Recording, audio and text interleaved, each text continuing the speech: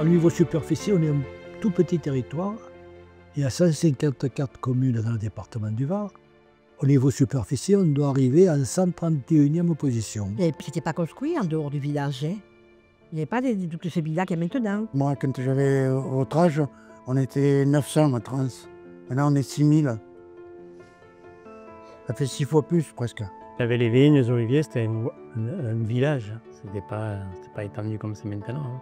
Tous les quartiers extérieurs n'existaient pas. Trans, c'était là où il y a toutes les maisons, ce n'était que des restants, que des berges sur lesquelles il y avait les oliviers. Entre les oliviers, on cultivait des céréales, de l'épeautre, un peu de blé, quelques vignes. La plupart des ménages étaient ce qu'on appelle des métayers. Le métayer, c'est celui qui avait suffisamment de terre pour nourrir sa famille. Tous les gens se connaissaient. Ils étaient tous plus ou moins voisins. On savait quand tel faisait tel métier, on savait quand tel faisait tel métier. Si on avait besoin de quelque chose de particulier, on allait chez un tel. C'était très convivial. J'ai toujours vécu dans ce village. Et mes parents étaient commerçants dans le village. Mon père tenait une scierie. J'ai créé un commerce à Trans, le tabac, pour ne pas le nommer, sur la place de l'hôtel de ville. Comme Trans est très, comment dirais-je, est très accueillant, on a des nouveaux arrivants tout le temps. Ah, le village, oui, le village, c'est magnifique. Les écoles sont pleines, hein. Il va bientôt falloir en créer une prochaine, ça continue. Nous sommes un village qui a vraiment de la jeunesse, et c'est bien.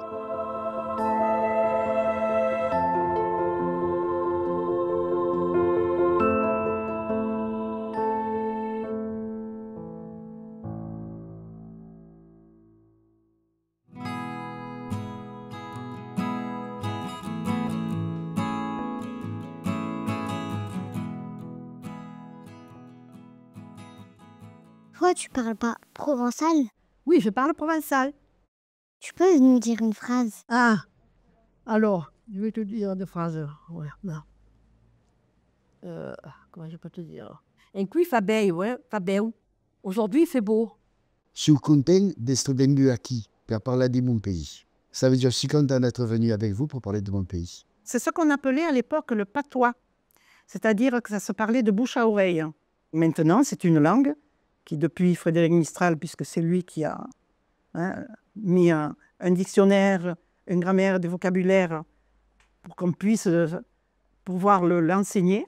Dans tous les cafés, les petits coins, là, quand ils se retrouvaient, même sur la place ici, ils parlaient provençal. Hein. C'est très important, ça fait partie du patrimoine. Hein. À Trans, ça fait partie du patrimoine. Mes grands-parents, ils se parlaient entre eux. Mes grands-parents paternels, ils se parlaient entre eux en provençal. Ma grand-mère, elle parlait provençal avec mon grand-père, mais on lui avait interdit de l'écrire, tout ça, donc il ne savait pas plus. Il fallait parler français.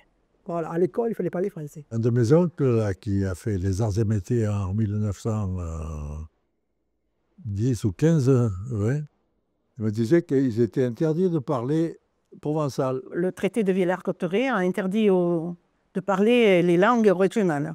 Maman parlait le sospellois, puisqu'elle est de Sospel avec ses frères et sœurs. Et quand on allait en vacances, nous, on écoutait, mais elle se cachait pour pas qu'on comprenne.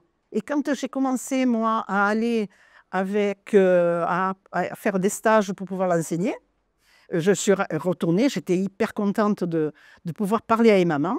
Donc je commence à lui parler, elle m'a dit « mais je ne peux pas te répondre, je ne parle pas la même langue que toi ».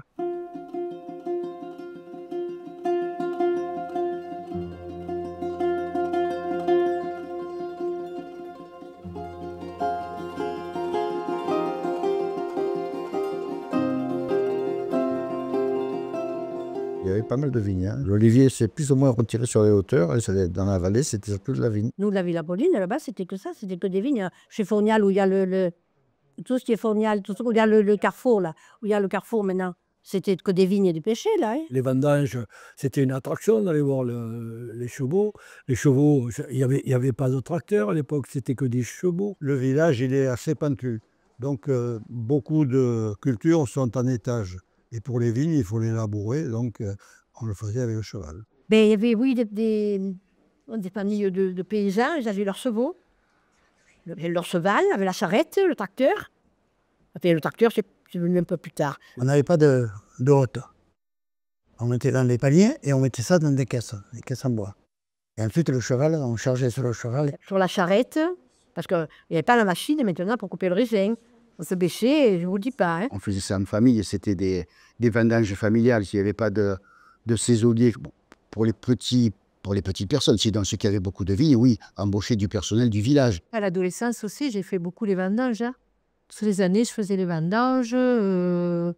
J'allais aux pommes, enfin on faisait ce qu'on... Voilà. Mais c'était la fête pour nous, hein. Parce qu'il y avait d'autres enfants et tout, on jouait tous les jours, c'était vraiment un truc formidable, quoi. Il y avait une coopérative vinicole qui a été construite dans les années 40, je crois, qui a été détruite dans les années 70, et pendant une trentaine d'années, elle a fait le vin. Je l'ai connue parce que j'étais salarié, c'était mon premier travail. Donc je faisais l'entretien, je préparais pour les vendanges, il fallait nettoyer les cuves, puis il y avait le moment de mettre le vin en bouteille. Donc j'aidais aux chaînes d'embouteillage. Elle était à l'entrée du village, où maintenant il y a une place. Hein, voilà. Donc on a mené notre raisin là, et on récupérait le vin. Et les coopérateurs allaient récupérer leur quota de vin, et ce qu'ils laissaient, ils touchaient de l'argent. La première voiture, c'est ma grand-mère qui me l'a payée avec la récupération du vin qu'elle avait fait. Mais les vignes, pareil, elles ont été laissées à l'abandon. Il y en a qui ont repris. Il y a des riverains ou des gens qui ne sont pas d'ici, qui ont repris la récolte de la vie. D'autres personnes qui ont laissé les vignes à l'abandon. Il n'y a plus de vignes, hein. On arrive à un stade où on transportait des raisins sur Braguignan ou sur les villages à côté. Je ne sais pas si c'est l'urbanisme qui a fait changer le sol et qu'on est passé du sol agricole au sol urbanisé. Là, c'est la maison où vivaient mes parents à l'époque, mais c'était qu'à l'époque un abri de jardin. Hein, voilà. Et ils sont arrivés fin 69, début 70. Il n'y avait qu'une pièce, un coin, une cuisine et une chambre. Voilà, c'est tout. Hein. Là, c'était l'endroit qui était tout complanté en vigne. Et c'était de la vigne en AOC, puisqu'on était en appellation d'origine contrôlée. Le terrain, il se prolonge jusque là-bas loin, hein, jusqu'à l'autre côté là-bas. Et j'en ai gardé 2 rangées pour mon plaisir personnel, en fait. Hein. Voilà. Vous sortiez du village, là, pour le pont de la Motte. À ce moment-là, vous aviez tous des jardins. Le vignaret, ils appelaient, il y avait des vignes et tout, d'où son nom. Hein. Mon père avait une dizaine de vaches à l'époque. Et il a alimenté le village. Mais il n'était pas seul. Il y avait M. Bolla qui avait des vaches aussi, qui était voiture du stade de France. Alors moi, je prenais mon lait qui arrivait des vaches de l'entrée des campagnes, là. Et je les prenais ici. Là où il y a le tabac. J'allais chercher mon litre de lait et je me souviens encore Madame Bolla qui allait dans son coin avec ses 4 vaches, elle trayait la vache et on avait du lait qui sortait tout chaud. Et qu'il fallait faire bouillir et le matin on se battait pour avoir la crème. Mon père, quand il avait fait sa tournée de lait, il s'arrêtait au café qui était en face de l'église et il allait boire un coup, comme d'habitude. Et un jour le cheval s'est détaché. Et il est rentré tout seul à la maison. Il connaissait bien la route. Hein. Et mon père, il est sorti du bar, il n'y avait plus de cheval.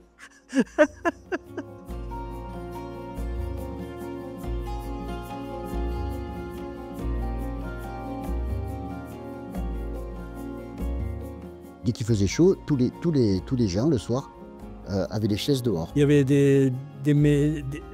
des personnes âgées comme moi maintenant, mais elles étaient toutes habillées en noir. Elles prenaient le fouet, on appelait ça prendre le fouet, elles étaient devant les portes. Tout le monde était devant le pas de la porte et chacun, certains marchaient et récoltaient les potins d'un début du village et les reportaient jusqu'à l'autre bout du village. Et parfois ça arrivait un peu, c'était légèrement déformé. Alors nous les enfants, on jouait partout, hein. On allait dans tout le village.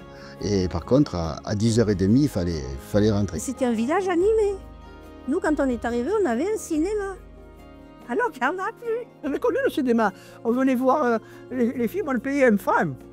Un franc, le cinéma n'était pas unique que ça. Moi, je descendais de l'avenue de la Gare. Et le cinéma, il était là où la route, elle était transversée. Voilà, l'avenue de la Gare, elle commence par là. On allait voir tous les cow-boys, etc. Ça, c'était rituel, quoi. J'ai des souvenirs, c'est comme si je la revoyais maintenant. C'était, par terre, il y avait des planches rouges mais rouge, un rouge basque, vous voyez, un rouge, pas un rouge pétant, un beau rouge basque. Et avec des fauteuils, des strapontins qui étaient en bois repliable. Et il y avait des strapontins première classe et deuxième classe.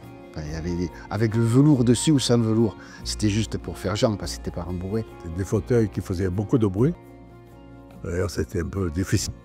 Des fois, d'entendre tout, quoi. Ça rigolait, oui. Il y a même qui fumaient, mais enfin, nous, on ne fumait pas, hein, on était trop petits. Mais enfin, c'était ça.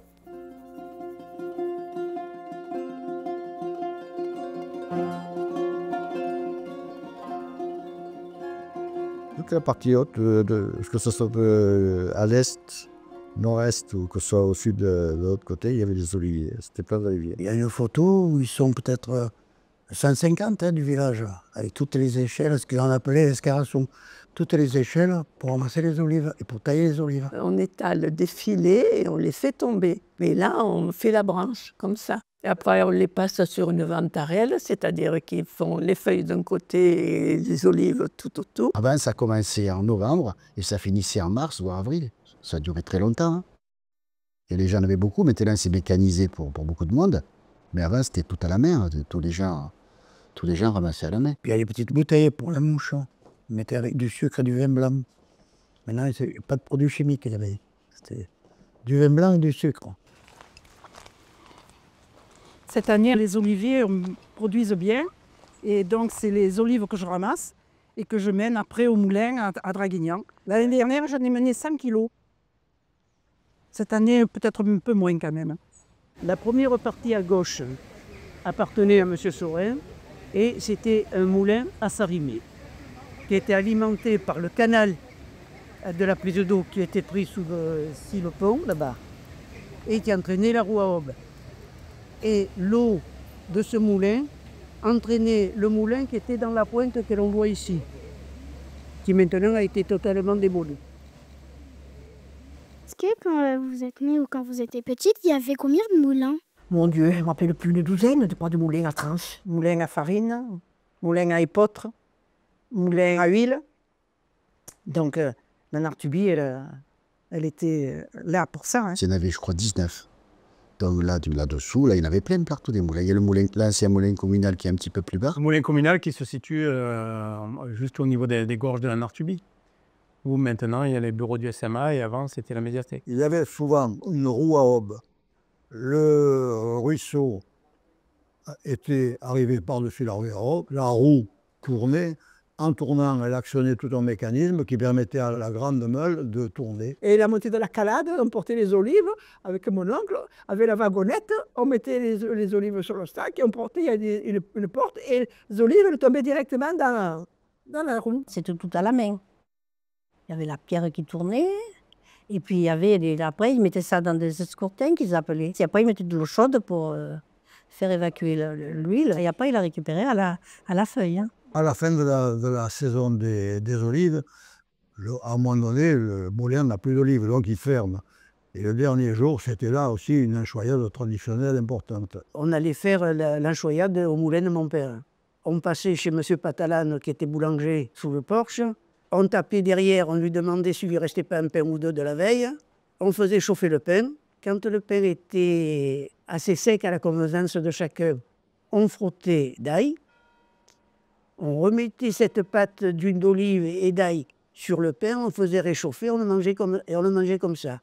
Derrière, un petit canon de rouge, et on rentrait travailler, décharger le camion et attaquer la journée.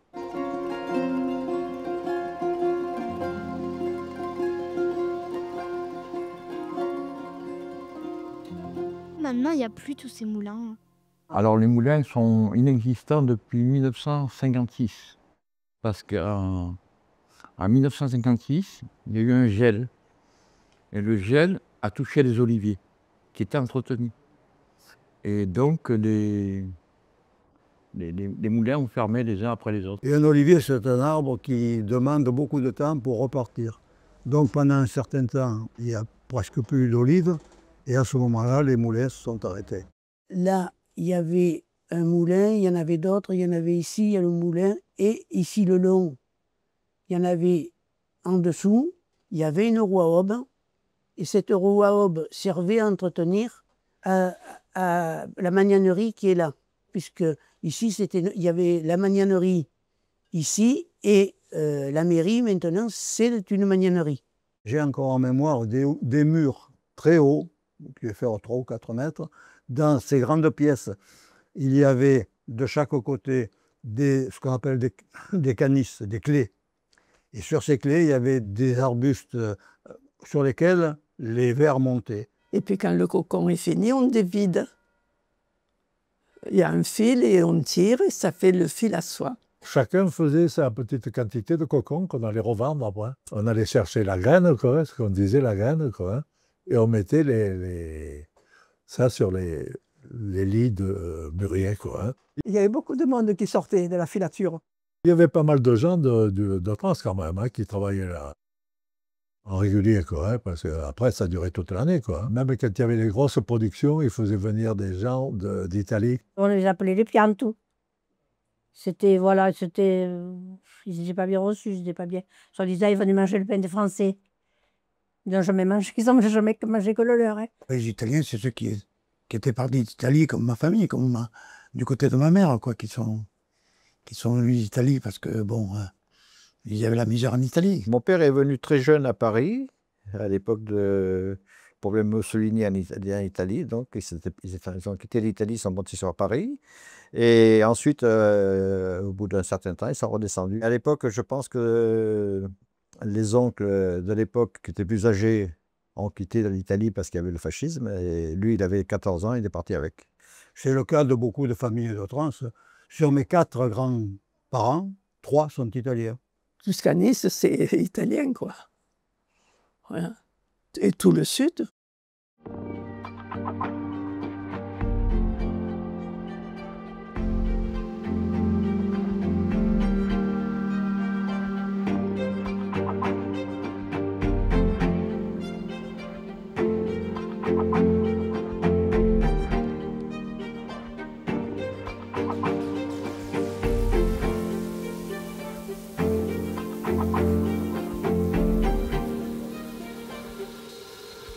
On allait chercher l'eau à la Fuchs.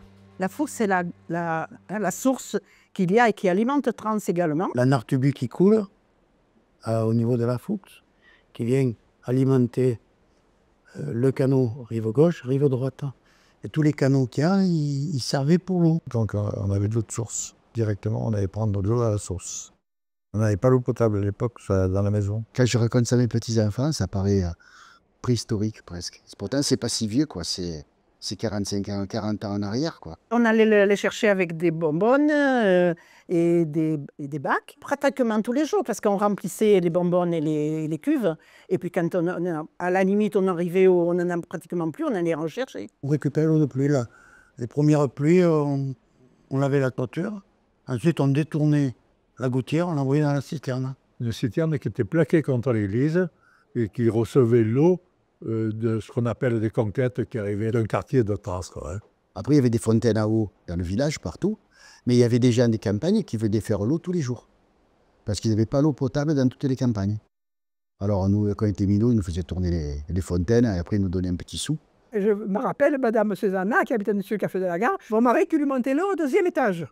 Alors, vous vous rendez compte, pour monter l'eau au 2e étage, cette femme, dans les années 70. Elle n'avait pas l'eau. Les familles de Trans, les dames, comme ma mère et des copines, tout ça, elles partaient avec la lagonnette, les bassines, les lessiveuses, elles allaient laver au bassin. Ils mettaient le linge dessus et on allait le jeudi, on allait à 2,5 km à peu près sur le secteur de Valoris.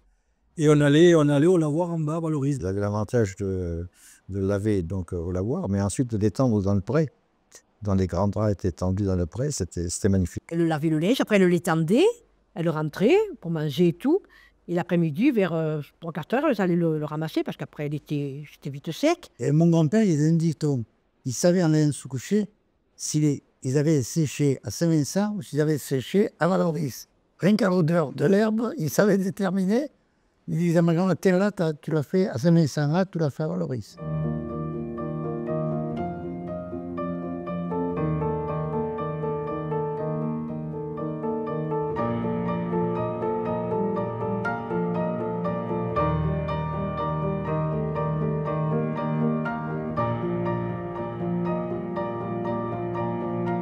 C'est un dôme qui a été fait extérieurement ici, qui fait à peu près 2,50 m d'épaisseur de mur, sur lequel à l'intérieur nous avons un dôme central avec des ardoises qui sont placées dessus, où normalement l'humidité devait se déposer dessus, des gouttelettes d'eau. Ces gouttelettes d'eau, par le changement de température, étaient récupérées dans la maison qui est de l'autre côté, qui appartenait au même propriétaire. Et il pensait pouvoir faire l'eau d'alimenter sa maison par ce biais de ce puits, quoi. Malheureusement, ça n'a pas fonctionné, parce qu'il n'y a pas assez de changement de température entre le jour et la nuit, par rapport à l'Afrique. Il aurait fallu avoir des températures très élevées l'été, dans la journée, et très basses dans la nuit, pour faire de la condensation et obtenir des gouttelettes d'eau. Ce n'est pas le cas chez nous, malheureusement. Je montais à l'époque au-dessus, oui. J'ai monté au-dessus. Il y avait des chaînes qui étaient jusqu'en bas. Et on pouvait monter là-haut. Il y a une vue magnifique sur la mer et sur le village. On allait jouer au PRE, on montait. On nous disait de ne pas y aller, mais il y avait une échelle, c'était même dangereux. On grimpait là-haut, on s'amusait. Quand j'étais arrivé là-haut, on voyait, il y avait une cheminée, il y avait les gens qui dessinaient des cœurs. J'aime celui-là, j'aime celui-là, tout ça. Et nous, on disait qu'on était allés à la mer parce qu'on voyait la base aéronavale de Fréjus, il y avait la banane blanche pour les avions, et on voyait la mer.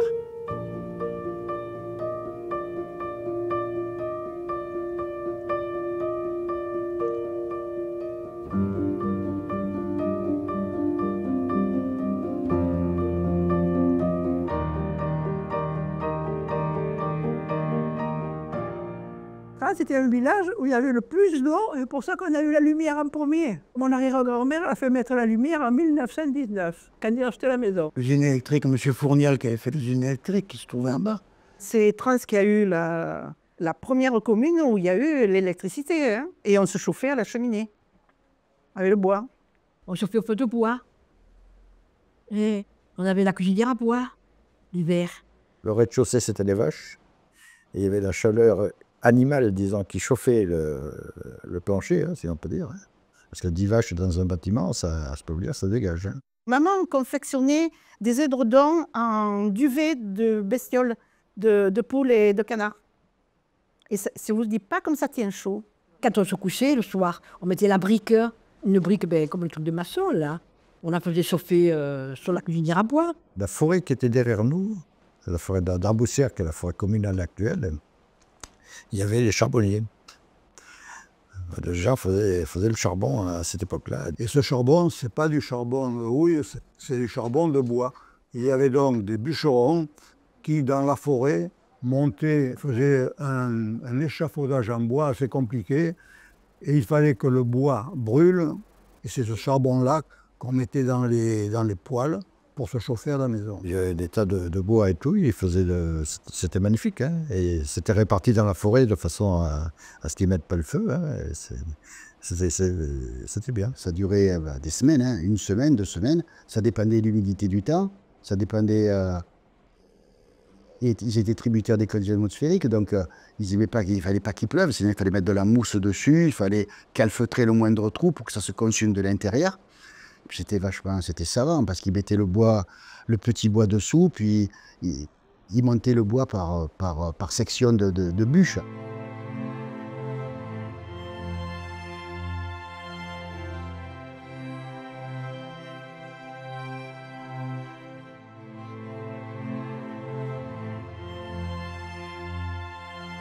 Il y avait à Trans une scierie.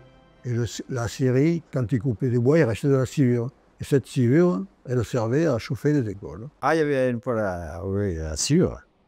Au fond il y avait toujours le gars qui était derrière à la fin qui alimentait le poêle. Et c'était nous, les enfants, qui allumons le poêle, qu'on rallumait le poêle.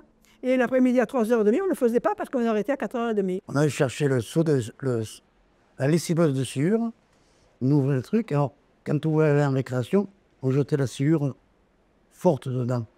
On refermait de suite le couvercle, puis au bout d'un moment, poum, il sautait une fumée. Allez, toujours, on sortait. À quelle école vous allez? À l'école où j'allais, l'école des garçons, où il y a maintenant la médiathèque, la maternelle, les petits loups. Il y avait 2 écoles ici. L'école de filles et l'école de garçons, plus petites. Elle était, où se trouve actuellement, la crèche des petits, près du groupe Jean Moulin. Tu vois qu'il y a une crèche à côté. Ça, c'était l'ancienne école de garçons. Et à côté du cimetière nouveau, il y avait l'école de filles. On avait tous un béret. On allait à l'école avec le béret. Il y avait une grande salle, c'était plus le primaire. Et après, on avait une cour, un préau.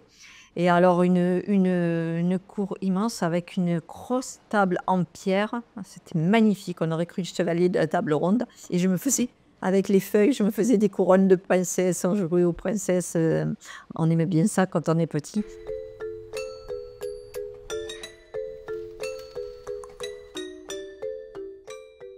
Alors là, nous sommes devant l'ancienne école de filles. Oui.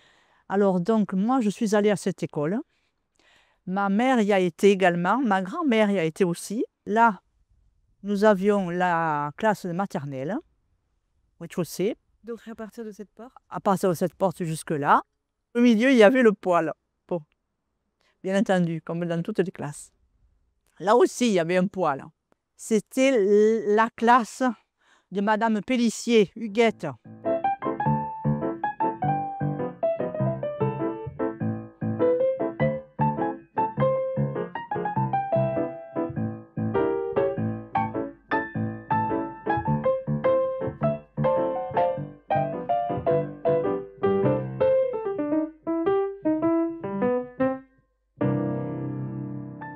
Il y avait une jolie fête à Trans, comme dans tous les villages. C'était à la Saint-Roch, c'est toujours à la Saint-Roch, et c'était le deuxième samedi du mois d'août. Ça durait 3 jours. Alors là, on brûlait le pain. Ah, c'était la tradition du village, hein, brûler le pain. Il y avait la retraite au flambeau, on ramenait les flambeaux. On avait des torches, qui sont toujours à la mairie, je crois. Et on portait les torches, comme ça, là. Et il y avait une fanfare. Il y avait l'orchestre sur la place de la mairie, à votre place du camion. Et après, il y avait des petites baraques qui venaient, une petite baraque qui vendait des chichis, vous savez, des brioches, tout ça. La fête à Trans, eh ben, c'était la joie, c'était voilà, les repas avec les copains, avec les enfants, et voilà. On se retrouvait tous avec un aioli monstre et puis les omelettes en bas au jeu de boules. Toutes les fêtes du village, il y avait systématiquement des concours de boules, que ce soit à la longue ou à la pétanque. Donc c'était, disons, un petit peu la grosse activité de la fête du village, hein, les boules. On se retrouvait avec un grand plaisir. Le village vivait au son du canon pendant les 4 jours de fête, avec les coulevrines qui sont à l'hôtel de ville. Vous avez l'ouverture de la fête, il y avait le coup de canon. À midi, lorsqu'on donnait un coup de canon, les jeux de boules, tout le monde s'arrêtait, on allait manger. Et le soir, à 18h, c'était la même chose. Il y avait le coup de canon, comme quoi la festivité était partie. C'est fini. Ces canons, c'est des bombardes, il fallait les charger, les bourrer. Et il y avait un employé municipal qui était chargé de ça. Il bourrait, en montait une mèche, il y en avait 5 ou 6. Il ne fallait pas dépasser la... Et celui qui faisait ça, c'était un ami à mon père. Et mon père lui avait fait la petite boîte où il fallait la dose de poudre. Il en a fait péter 2 ou 3 parce qu'il en mettait trop de poudre. Des canons. Vous savez, les distractions, à ce moment-là, elles n'étaient pas nombreuses, hein. Il y avait les boules, la pêche, la chasse, voilà. Et la fête du village 1 fois par an. Donc tous les alentours, tous les jeunes du village, des villages alentours venaient à Trans. Pour ces rocs, il fallait être impeccable. Les souliers des quilles comme ça, hein, à l'époque. Maintenant, je ne pourrais pas les mettre. Bon. Et la robe neuve, on allait jusqu'aux arbres, vous voyez, avec les platanes, et que là, il y avait le grillage tout autour, là, en bois, là, voilà. Et nous, on était là devant l'orchestre, et dès qu'il en attaquait une, on attaquait. Avec ma copine, on commençait à 9h, on finissait à 2h du matin. Samedi, dimanche, lundi, mardi, tango, passo doble, et tout ce que vous voulez, valse et tout, voilà, mambo, et même pris le twist, et le sirtaki. Bon. Le mardi, je fais, mon Dieu, j'ai bien mal aux pieds. Mais qu'est-ce que c'est que j'ai mal aux pieds comme ça? Je vais un peu me cacher derrière l'orchestre, je regarde, j'avais plus de semelles. Et j'ai continué à danser sur la place avec comme pieds nus. Les souliers les mercredis, ils ont foutu le cas à la poubelle. Oh, 4 jours, ils m'ont duré les souliers. Alors voilà, c'est que j'ai dansé, hein? Voilà, j'ai dansé. Et voilà, je me suis régalé.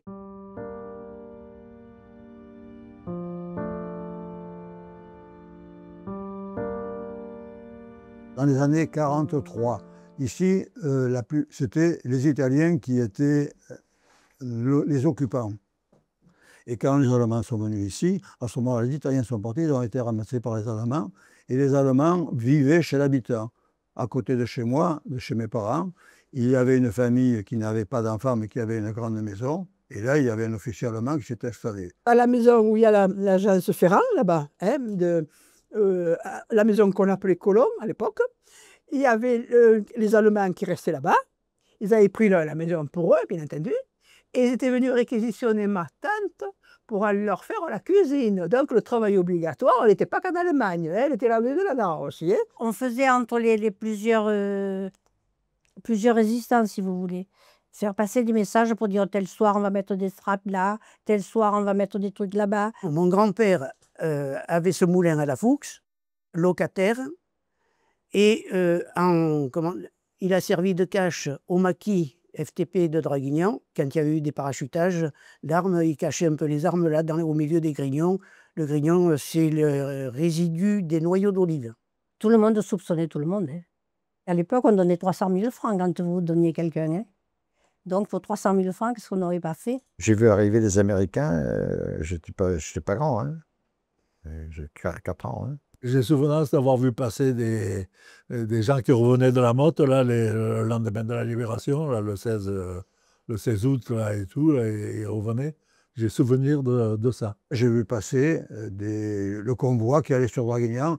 J'habite l'avenue des Cascades, c'est-à-dire la rue qui est juste avant les écoles. Et au bout de cette rue, il y a la route qui menait à Draguignan. Donc je suis allé les voir là. Ils nous ont envoyé des bonbons, des chewing-gums. Et ma mère a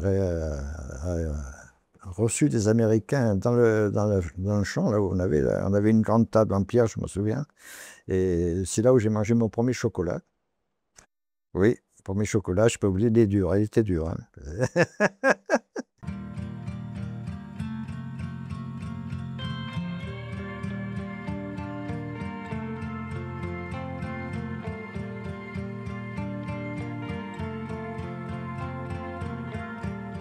Il y avait un train de marchandises qui partait des Arcs et qui montait jusqu'à Draguignan. On recevait des billes de bois qui étaient transmises directement par la SNCF, chargées par la SNCF et qui allaient directement dans la scierie. Je me rappelle très bien, j'ai des souvenirs des rails, je m'amusais sur les rails qui passaient dans l'entrepôt justement de papa.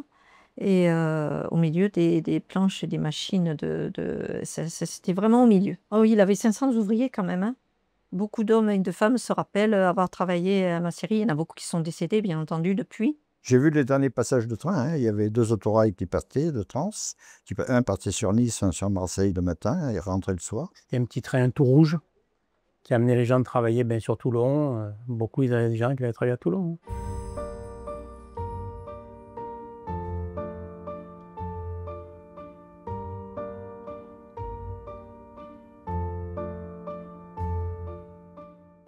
J'ai vu la disparition de la SNCF. La SNCF a disparu et est remplacée par la 4 voies. Ils ont démoli des ponts sur la rue du Muy, on a démoli pas mal de infrastructures pour pouvoir faire passer la 4 voies. Hein. Et du coup, le train, c'est terminé. Maintenant, ils ont fait un giratoire au bout du village, mais avant, ça n'existait pas. Avant, il y avait un passage à niveau. Il y avait le garde-barrière aussi, là. Quand ils ont fait la 4 voies, le garde-barrière a disparu. On appelait la maisonnette. On appelait la maisonnette, la maison du garde-barrière. Et ils ont mis un truc automatique, une barrière automatique. Ça a été rendu nécessaire à partir du moment où l'armée à Draguignan s'est étendue. Il y avait beaucoup de convois militaires qui venaient des Arcs. Les Arcs, c'était une gare importante. Et les camions ensuite passaient dans le village. Avec le charroi qui, à l'heure actuelle, ça aurait été impossible de continuer avec le rétrécissement qu'il y a dans le village. Et ça devenait de pire en pire. Moi, cette déviation, ce que je l'espérais. Je me disais, mais ils ne feront pas quelque chose pour plus que ça passe dans le village. Ça nous passait sous les fenêtres. Il y a des jours à midi, l'été, on fermait les fenêtres parce qu'on aurait mangé les gaz d'échappement. Ah oui, il y a tout qui tremblait. Puis à l'époque, c'était pas un double vitrage non plus. Donc on entendait bien, quoi.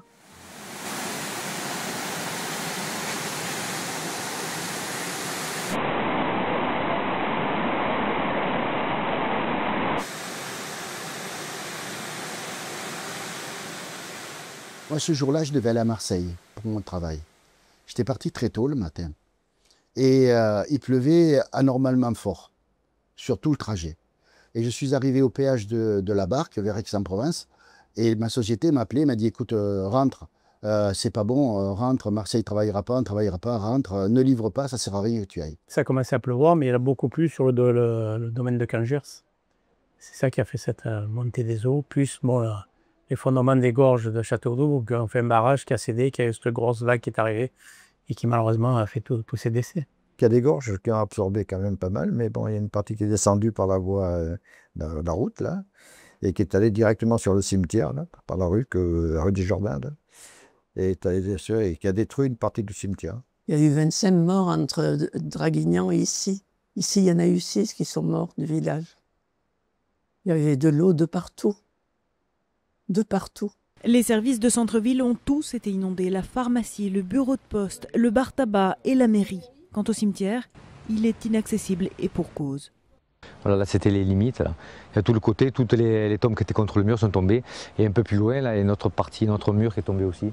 Et, qui tombe du côté de la rivière et toutes les tombes sont tombées à la rivière. Les cyprès avaient été arrachés. Malheureusement, les tombes avaient été emportées aussi. Et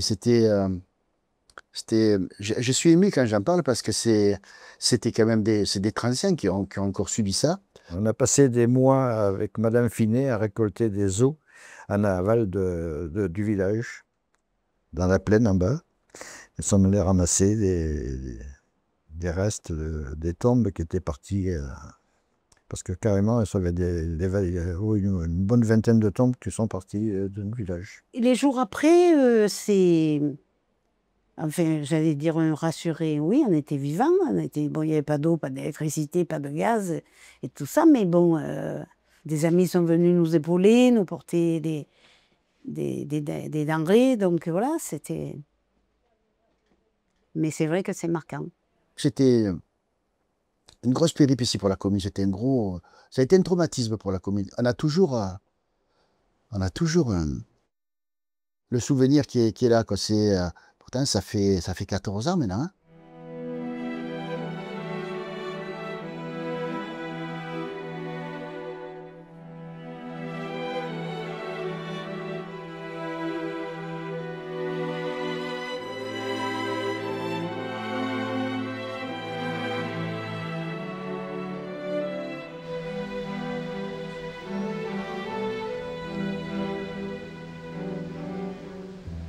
France, c'est quoi pour vous? France, c'est ma vie. J'ai grandi ici, j'ai vécu ici, je me suis marié ici, j'ai mes enfants ici. Voilà, c'est ma vie, j'ai toujours vécu ici. Et j'ai eu beaucoup de chance. J'adore ce village, j'adore. Je sais pas, je trouve qu'il a du charme.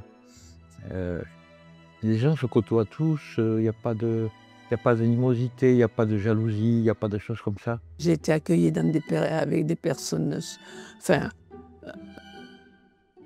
très gentilles, que je vois quelques élèves qui ont la retraite et qui me disent « Maîtresse, venez, on va prendre une photo ». Ça continue. Je suis bien ici. Voilà, j'adore ce village. Ah, moi je l'adore. J'adore mon village. Je l'ai quitté pendant une vingtaine d'années, hein. Mais je suis revenu au village avec un grand plaisir. Et je me suis investi dans mon village. Hein. Je suis né ici. Ma femme est d'ici. Hein, on est tous les deux nés à Trans. Et puis voilà quoi. Bon, donc j'avais envie de revenir. C'était vraiment mon pays. Il y avait moins d'habitations avant? Tout change. Alors il s'est fait des logements sociaux, se sont rajoutés. Il y a des maisons qui ont été détruites, donc ça change un peu la configuration. Vous préférez la ville de Trans maintenant ou vous la préférez avant? Tu sais, chaque époque a son truc. Bon, c'est vrai que moi, ce qui me fait un peu souci maintenant, c'est qu'est-ce que vous allez faire maintenant, vous, dans votre village? Qu'est-ce qu'on va vous laisser à vous, les gamins? C'est ça. Moi, j'aime bien parce que ça fait la ville et la campagne en même temps. Et la campagne, bah, tu peux jouer avec tes copains et tout, à construire des cabanes. Et la ville, bah, t'as tout. Tu peux manger, tu peux voir tes grands-parents. J'aime bien ici, hein, parce que c'est là où je vis et l'école, elle est bien, je trouve. Hein. J'ai beaucoup d'amis. C'est notre village. Je suis née à Draguignan, mais juste à côté. Depuis que je suis petite, je vis à Trans. Donc, si je m'en vais loin, pendant un an. Par exemple, quand je serai grande, que j'irai un an dans une autre ville, et ben, je reviendrai là, toujours.